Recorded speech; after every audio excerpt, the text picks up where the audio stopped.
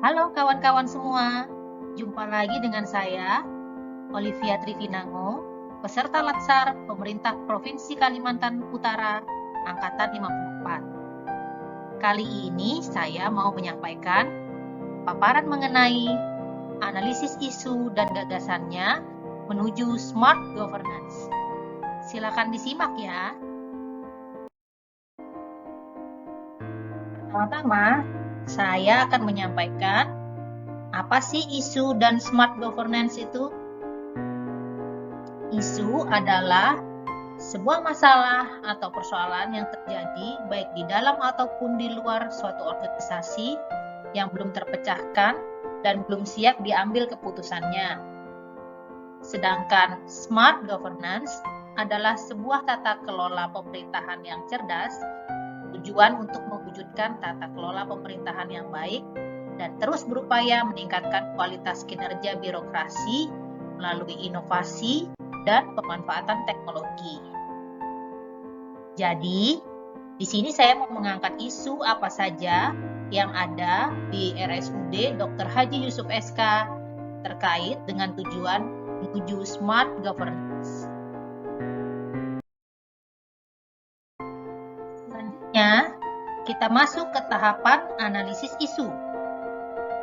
Ada 5 tahap, yaitu yang pertama, identifikasi isu, yang kedua, analisis awal isu, ketiga, pemilihan isu utama, keempat, analisis penyebab isu, dan yang kelima, penyelesaian isu.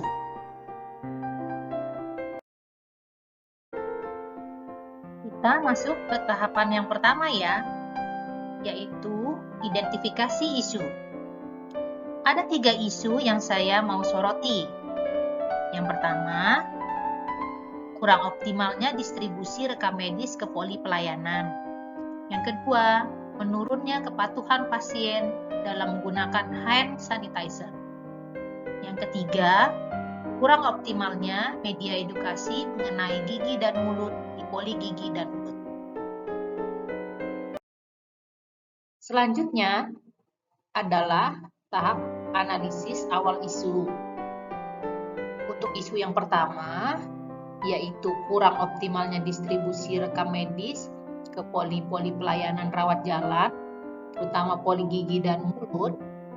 Latar belakang saya mengambil isu ini adalah saat saya bekerja di poli, rekam medis pasien seringkali terlambat terdistribusi ke poli gigi dan mulut. Padahal pasien sudah banyak yang berada di ruang tunggu poli. Hal ini tentu saja menyebabkan menurunnya kualitas pelayanan poli kepada pasien, sehingga tidak tercapainya tujuan RSUD Dr. Haji Yusuf SK, yaitu untuk meningkatkan mutu pelayanan rumah sakit. Waktu tunggu pasien menjadi lebih lama. Dokter gigi sebagai operator juga harus menunggu rekam medis untuk bisa melakukan perawatan. Pasien menilai dokter gigi tidak bekerja profesional dan sesuai etika profesi, yaitu bertindak efisien, efektif, dan berkualitas. Dan yang menjadi dampak terbesarnya yaitu menurunnya jumlah pasien karena pelayanan yang lama.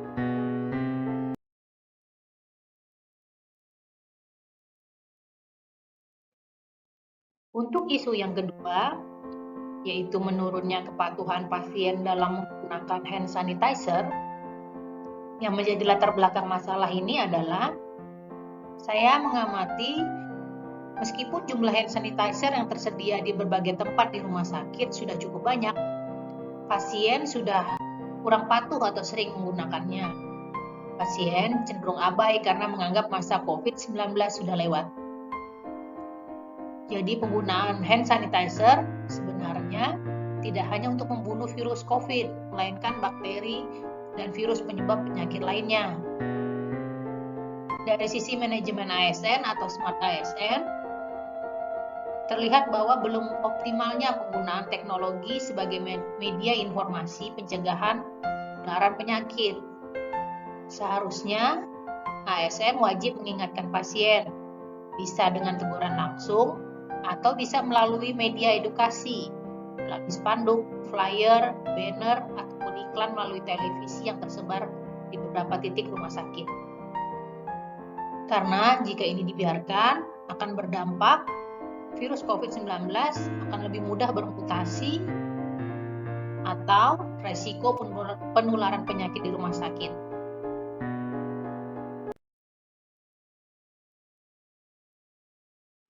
Untuk isu yang ketiga, yaitu belum adanya media edukasi mengenai gigi dan mulut di poli gigi dan mulut yang menjadi latar belakang masalah, yaitu berdasarkan pengamatan langsung, saya melihat bahwa media edukasi mengenai gigi dan mulut di poli pelayanan gigi dan mulut belum ada.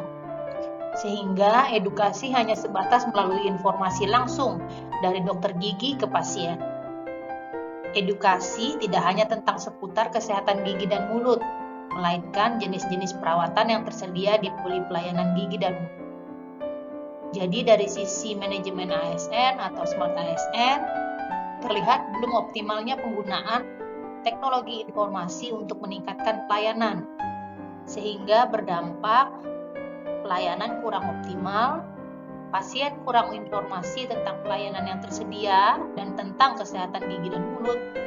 Kemudian, pemberian informasi akan berulang-ulang dari dokter gigi ke pasien.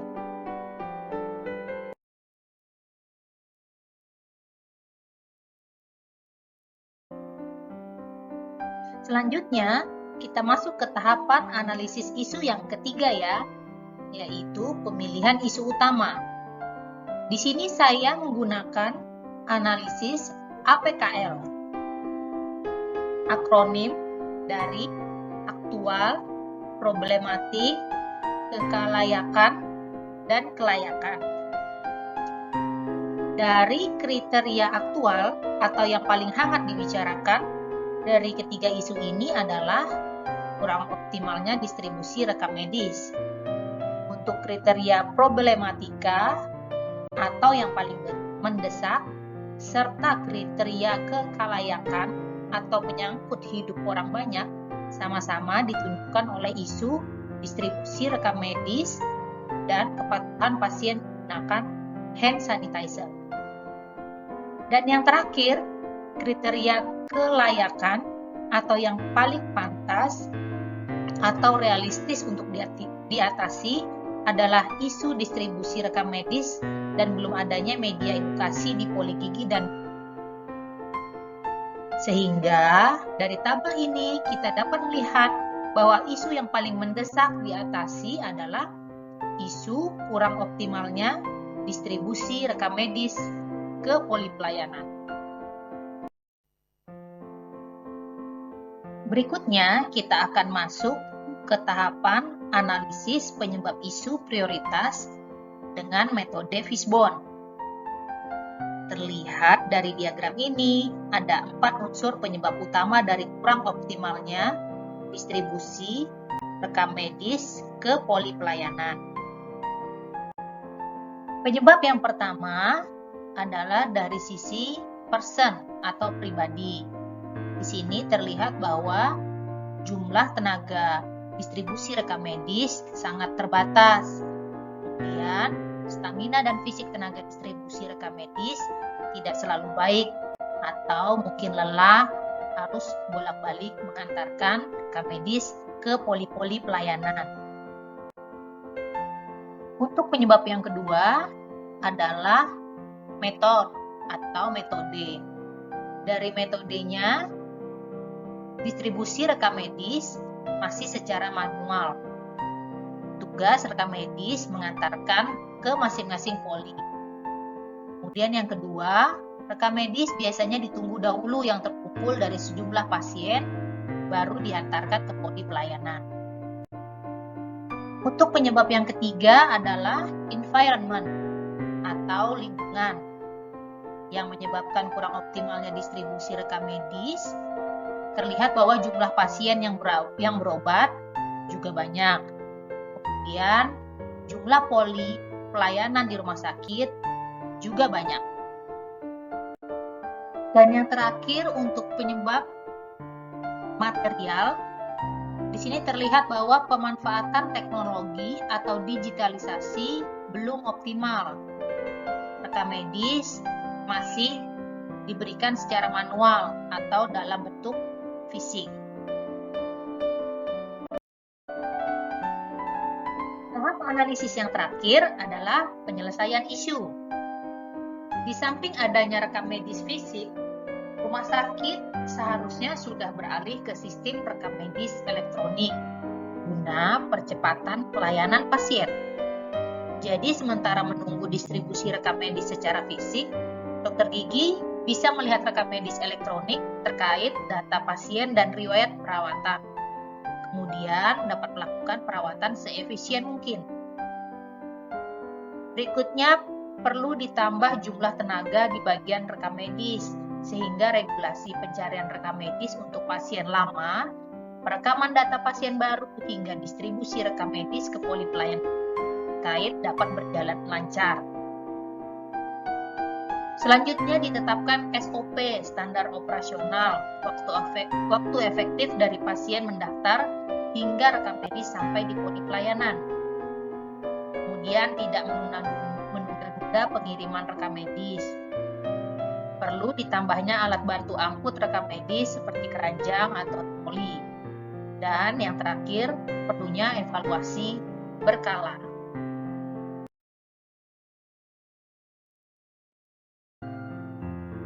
Jadi, dapat ditarik kesimpulan bahwa isu yang ada di RSUD Dr. Haji Yusuf SK, yaitu kurang optimalnya distribusi rekam medis ke poli-poli pelayanan rawat jalan, terutama poli gigi dan mulut, dapat diatasi dengan perlunya beralih ke sistem rekam medis elektronik guna percepatan pelayanan pasien, menambah jumlah tenaga di bagian rekam medis, ditetapkan SOP waktu efektif dari pasien mendaftar hingga rekam medis sampai di poli pelayanan, penambahan alat bantu angkut rekam medis, serta evaluasi berkala sistem pendistribusian rekam medis ke poli-poli pelayanan.